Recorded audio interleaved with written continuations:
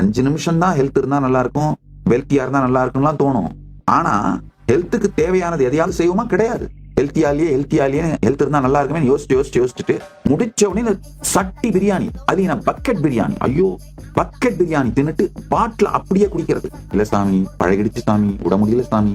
சரி, at least village வச்சுட்டு இதெல்லாம் பண்ணு. நீ செத்து போனே உடம்ப என்ன பண்ணணும்? புதைக்கணுமா, எரிக்கணுமா? அதுக்கு ஏதாவது பணத்தை சேர்த்து வச்சுட்டு இருக்கிறதெல்லாம் யார் யாருக்கு பிரிச்சு வைக்கணும், ஏதாவது வச்சிருந்தீங்கன்னா அதை யார் யாருக்கு பிரிச்சு வைக்கணுமோ எழுதி வச்சிரு, பில் எழுதி வச்சிரு. இந்த மாதிரி நான் தொடர்ந்து குடிப்பதனால், தொடர்ந்து மாமிசம் உண்ணுவதனால், உடல் நலத்துக்கு தகாத உணவுகளை கொண்டு வாழ்வதனால் எப்ப வேணா இது புட்டுட்டு போயிரும். உட்கார்ந்து எழுதுனீங்கன்னா தான் இந்த உண்மை புரியும். என்ன சாமி, புது வருஷம் பிறக்கிற நேரத்தில் இப்படி எல்லாம் சொல்றீங்க, தயவு செய்து என்னை மன்னித்து விடுங்கள். அதாவது சரியானதை செய்தால் வாழ்க்கை எப்படி இருக்கும் என்றும் நான் உங்களுக்கு சொல்ல வேண்டும். சரியானதை செய்யவில்லை என்றால் வாழ்க்கை எப்படி போகும் என்பதையும் உங்களுக்கு சொல்ல வேண்டிய கடமை எனக்கு இருப்பதனால் சொல்லுகின்றேன். இது வலித்தால் என்னை மன்னித்து விடுங்கள், ஆனால் நான் சொல்வது உண்மை.